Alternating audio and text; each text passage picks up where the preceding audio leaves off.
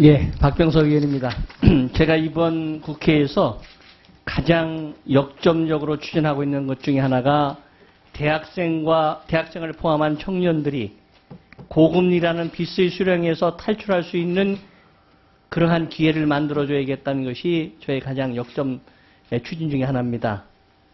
지금과 같은 상태라면 대학생과 청년들이 빚의 수령, 고금리에서 영원히 탈출 불가라는 굴레를 쓸 수밖에 없다 하는 점입니다.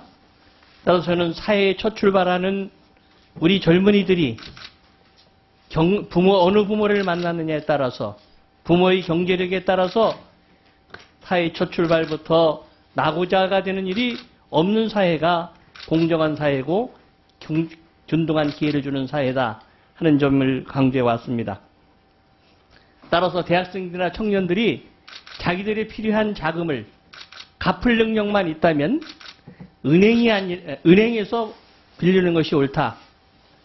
설사 은행이 아니어서 부득이 제2금융권으로 간다 하더라도 갚을 수 있는 능력을 고려하지 않고 무조건 최고금리를 적용하는 30%에 가까운 최고금리를 적용하는 관행은 사라져야 된다 하는 큰 틀의 생각을 가지고 있는데 위원장 생각 어떠십니까? 네, 의원님, 대학생 청년들이 직장을 얻지 못해서 받는 고통도 엄청나게 큰데 학교에 다니기 위해서 조달한 금융비용이 과도해서 겪는 고통은 훨씬 더 어렵고 힘들 것이라 생각합니다. 의원님 말씀에 전적으로 공감하고 이해된 대책이 그리고 정부 차원에서의 노력이 집중돼야 된다고 생각합니다. 예, 혹시 최근 통계로 제가 가지고 있는 통계는 작년 11월 말 현재인데 대학생들이 저축은행에서 빌린 돈의 액수, 대출금이 얼마인지 혹시 자료 가지고 계십니까? 제가 기억하기에는 한 2천억 정도. 그렇습니다. 6만 1,000명이 2,074억을 평균금리 27.7% 빌리고 있어요. 저는 연율 30%의 이자를 내고 아르바이트해서 도저히 빚을 갚을 수가 없습니다. 이 구조를 깨지 않으면 이 청년들이 빚의 수령에서 탈출하지 못하는 것이죠. 그래서 작년부터 강조를 했더니 우리 금융위와 금감원이 노력을 해서 몇 가지 조치를 마련해 주셨어요. 우선 대학생 청년 햇살론을 도입했죠. 그래서 금리를 4.5%로 내리고 과거에는 300만 원밖에 대출 안 해주던 것을 갖다가 800만 원. 800만 원 늘려주셨어요.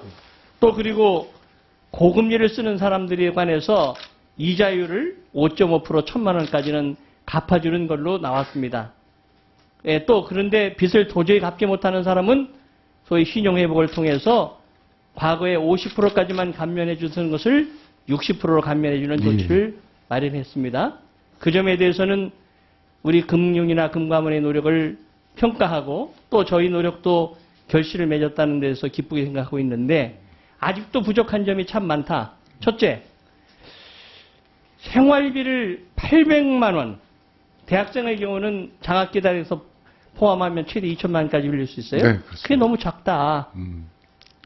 이 800만 원의 폭을 더 넓혀라 하는 것이 첫째고요. 두 번째는 이 현장과 동떨어진 대책을 마련해서는 안 된다. 아까 금융위원장께서 현장이 중요하다는 말씀을 하셨는데 제가 금융위 관계자들을 저희 방에 좀 오시라 그래서 물어봤더니 제가 이 상품을 만들면서 대학생들하고 의견을 교환해 봤느냐? 안 했다는 거예요. 그러니까 은행 측에 제2금융권의 공급자의 입장은 들었지만 실제 수요자인 대학생들의 의견을 듣지 않았습니다. 근데 제가 생각할 때 이거 꼭 고쳐야 되겠다 하는 건 첫째, 지금 말씀드린 대로 생활비 800만 원의 한도를 더 늘려줘라 하는 것이고요. 또 하나는 그 기준을 좀 완화해줘야 됩니다. 예를 들면 지금 제2금융권 또는 대부업체에서 3개 이상의 업체에서 돈을 빌리면 무조건 대출을 안 해줘요. 근데 이거 잘못됐다. 몇 군데서 빌렸느냐의 문제가 아니라 얼마를 빌렸느냐는 규모가 중요한 거 아니냐. 금액 기준으로 바꾸라는 겁니다. 예, 그 다음에는 카드로서 현금 서비스 100만 원 이상을 받은 사람은 대출 안 해줘요.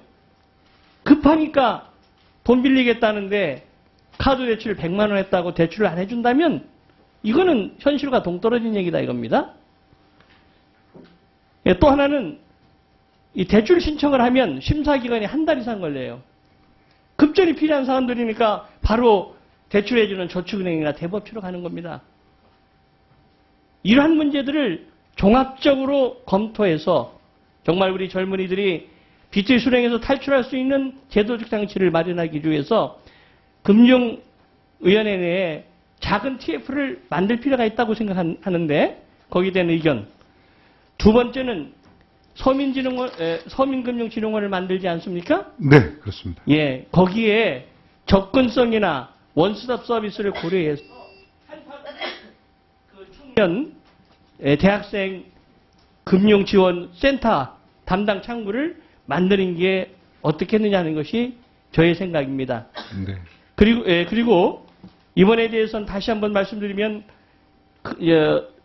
금리를 4.5%짜리 생계자금도 마련해주고 그리고 이 대출 유치기간, 거치기간, 상환기간도 대폭 늘려주고 한 것은 평가를 하지만 다시 한번 수요자의 입장에서 들어가서 TF팀을 구성해서 만들어달라 하는 두 가지 점에 대해서 위원장의 생각을 듣겠습니다. 네, 의원님 뜻을 받들어서 저희가 금융위가 대책을 내놓은 것으로 알고 있고 그에 대해서도 공부를 많이 했습니다.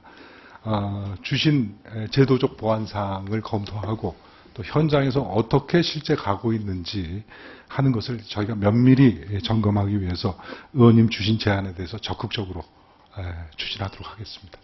이 문제는 제가 의지를 가지고 계속 네, 네, 잘하겠습니다. 네, 박병석 의원님 수고 많이 하셨습니다. 다음 새누리당의 이재용 의원님 질의해 주시기 바랍니다.